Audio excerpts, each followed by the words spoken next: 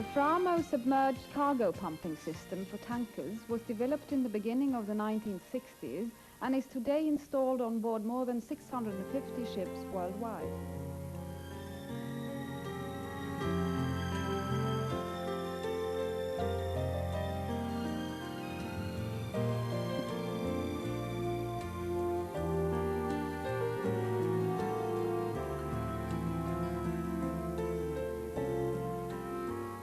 Even though pump size and capacity might vary as a function of ship size and segregation plan, the principle of the Framo cargo pumping system is the same.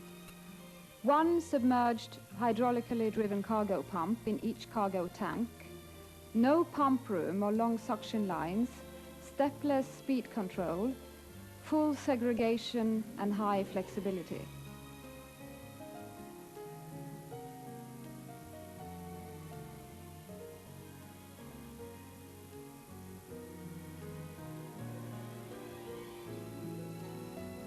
In this instruction video, we will describe a Framo cargo pumping system beneficially used on board all types of modern tankers. We will look into technical design, description, operation, and maintenance of the plant. Even though an integrated hydraulic system of some size might seem complicated at first glance, one should be aware that every hydraulic transmission is based on 4 basic components. 1. Hydraulic oil tank. 2. Hydraulic pump. 3. Hydraulic motor. 4. Pressure relief valve. Furthermore, it is usual to distinguish between an open hydraulic circuit, where all return oil flows back to the tank, and a closed system where only approximately 10% of the return oil flows back to the reservoir, whilst the main part of the oil flows directly to the suction side of the hydraulic pumps. A closed system is normally utilizing a feed pump for feeding oil back into the hydraulic circuit. If the main hydraulic pumps are of the variable displacement type, a pilot pump is also required for governing these. This video will describe a closed-loop hydraulic system, which is used for nearly all Framo hydraulic transmissions today. This is an 84,000-ton product carrier built and delivered by Burmester & Vine in Copenhagen in 1988, as one in a series of 12 sister ships, all of them equipped with Framo cargo pumping systems.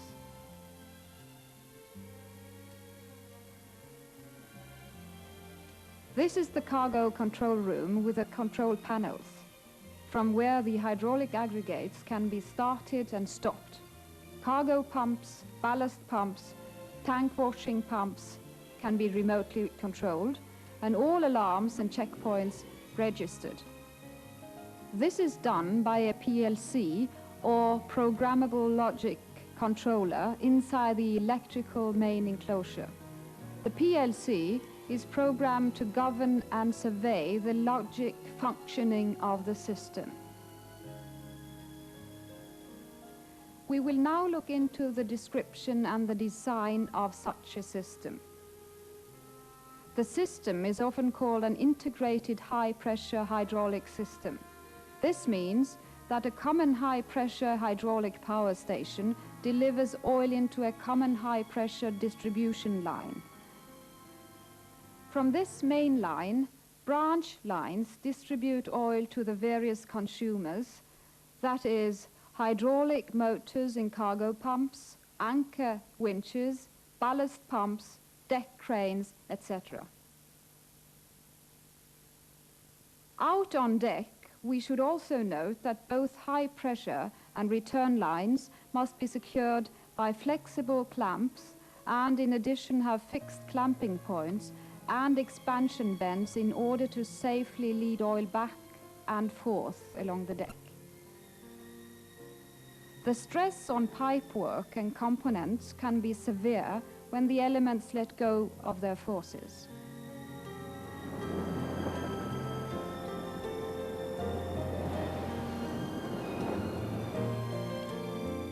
We shall now deal with the main components around which the system is built.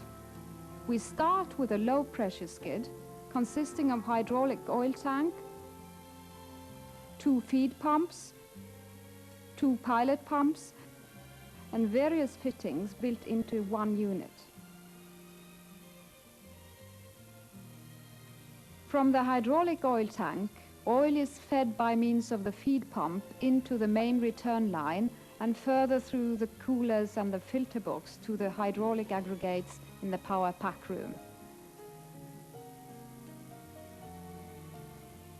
The hydraulic aggregates can consist of variable displacement axial piston pumps mounted on a PTO gearbox.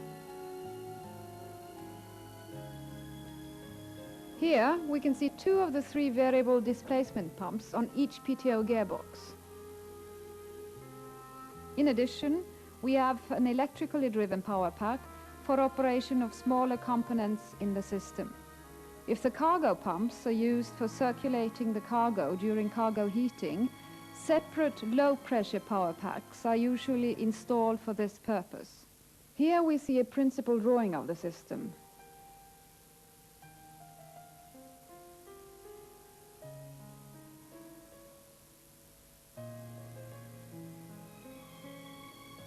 From the hydraulic oil tank, the oil flows to the feed and pilot pumps.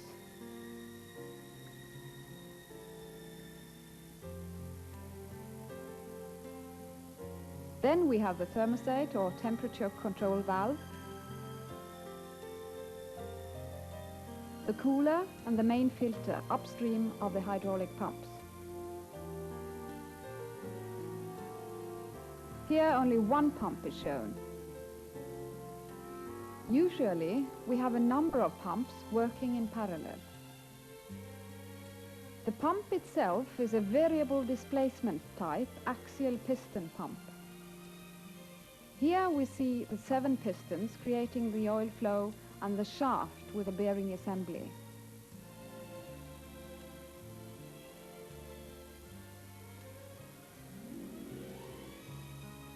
On the drain line, we can see the magnetic chip detector collecting any magnetic debris. We can also have a variable displacement pump working together with a fixed displacement pump. The working principles remain the same. However, in this case, the variable pump works with both plus and minus angle, such that in the starting up sequence, the variable pump is locked in maximum minus angle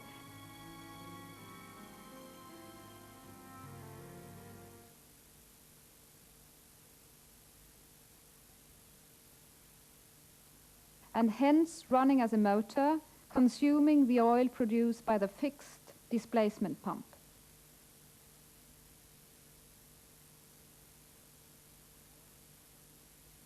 In this way, no oil gets out into the system and we have an unloaded starting sequence.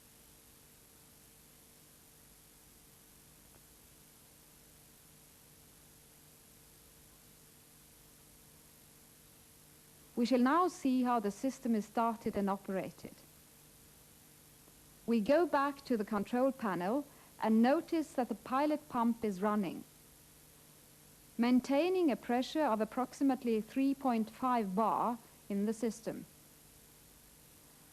On the principal drawing, we can see that the solenoid valve is activated, leading the oil from the pilot pump into the return line. Then we start one of the feed pumps. The solenoid valve is reactivated and the pilot oil is directed to the governing cylinder on the variable pump, moving this towards maximum minus angle.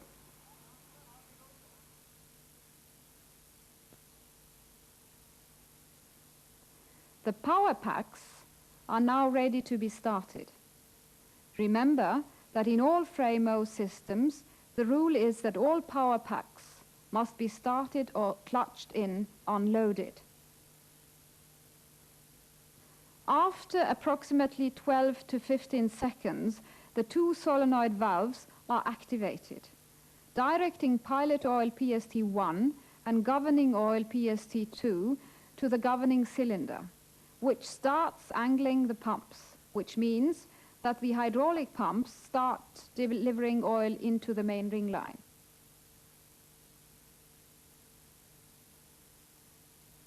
The pressure in the hydraulic system will now rise until it reaches its defined minimum pressure. And by turning the pressure selector, the desired system pressure can be achieved. The pilot pressure controller is now governing the system pressure. This unit is normally located on a bulkhead close to the power packs. This is what it looks like, and this is a sectional drawing of the unit. If the PLC is the brain, this valve assembly is the heart of the system. We shall now in detail see how it is built up. The valve consists of four main components, assembled like a sandwich. On top, it is the electric proportional valve.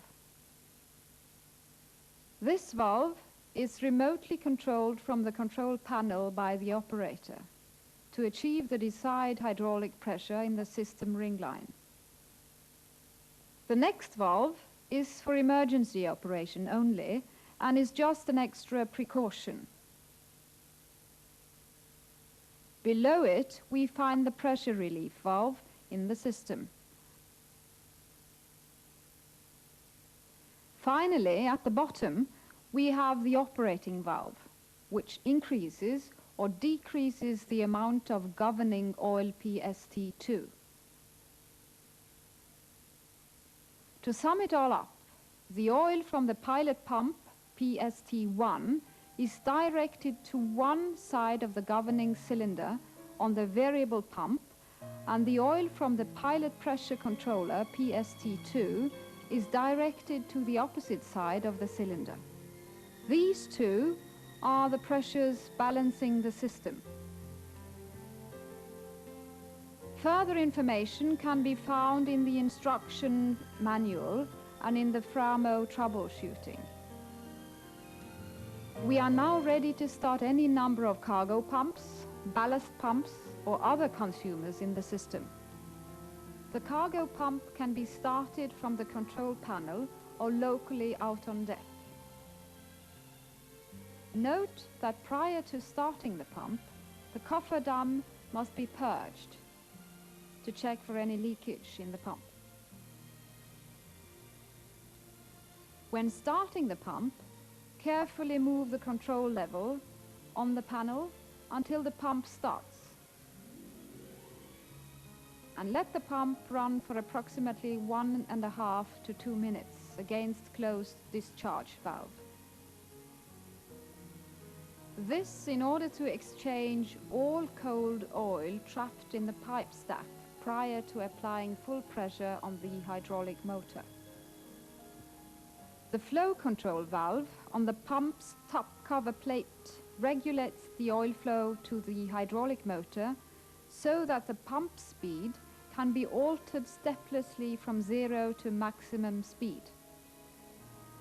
In the unlikely event that one of the cargo pumps should fail to start, there might be air trapped in the flow control valve, and the valve must be vented as shown.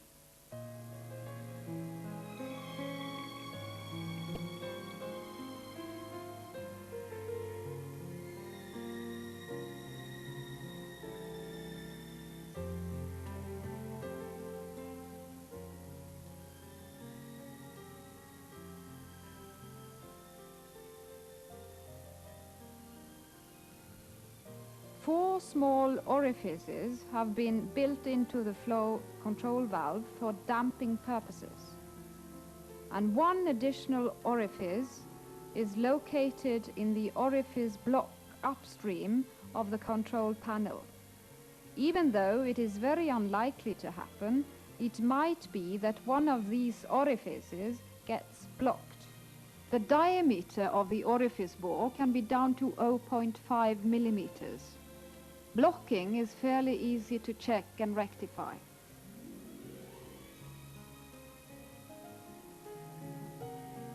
When the tank is empty, the pump will start sucking air.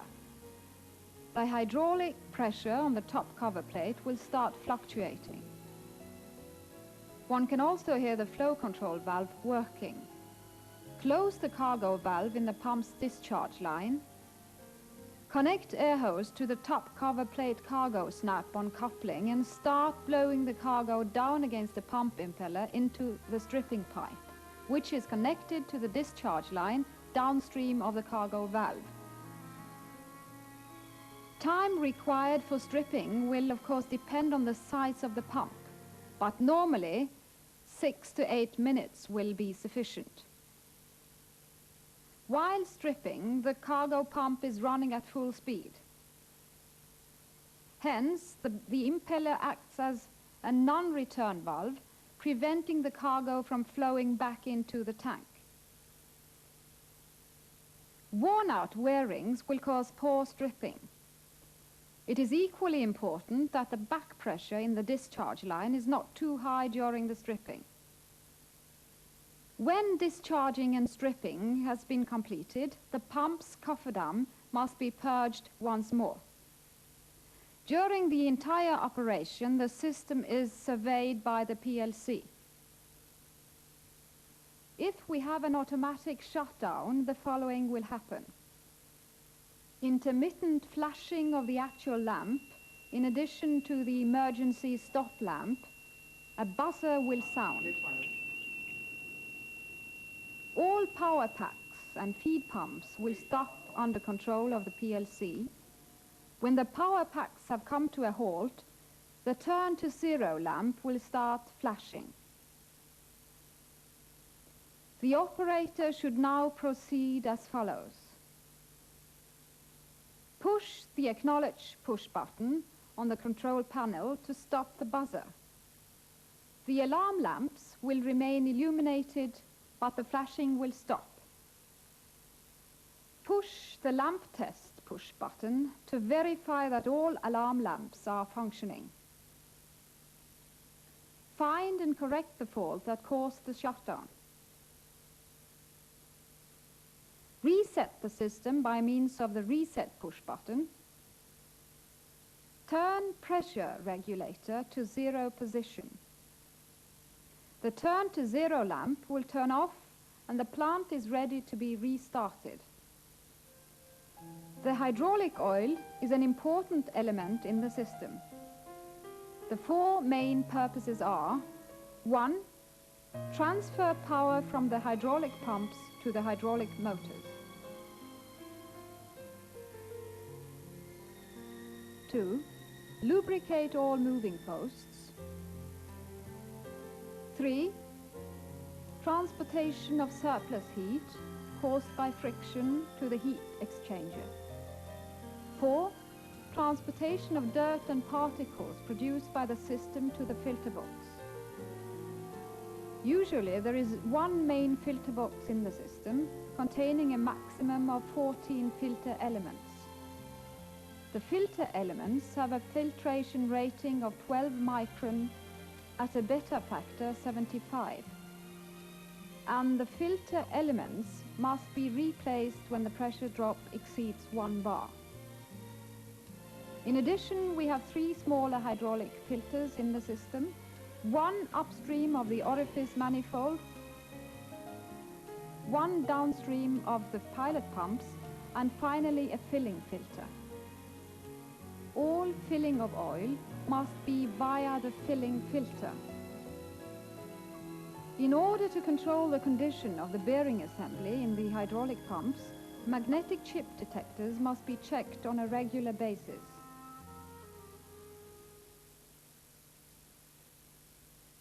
The Framo cargo pumping systems have proved their reliability, great flexibility and beneficial economy through many years of operation. To achieve the best results with the system, we will highlight 10 important rules of operation. 1. Purge the pump's cofferdam before and after using the cargo pump. 2. Always have one of the pilot pumps running also when the plant is not in operation. 3. Vent the entire system for air on a regular basis. 4. Drain out possible water from the hydraulic oil tank. 5. Check all oil filters and replace all filter elements once a year, even if the maximum allowable pressure drop is not reached. 6. Take oil samples for analysis on a regular basis.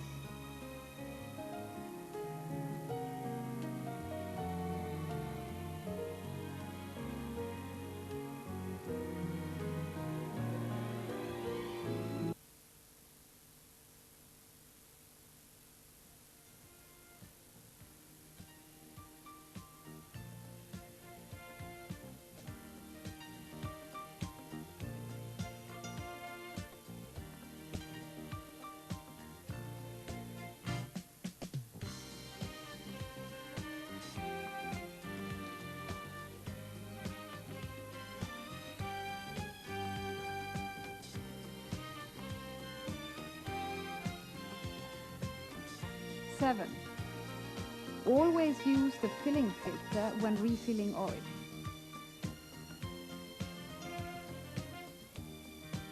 8.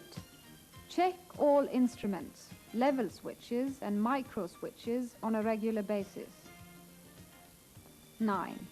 Make it a routine always to report purging results.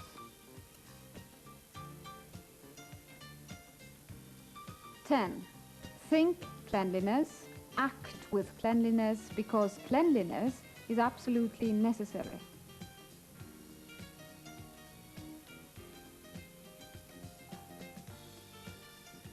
If these rules are followed, you will achieve a long-lasting, well-functioning system with low maintenance costs and trouble-free operation.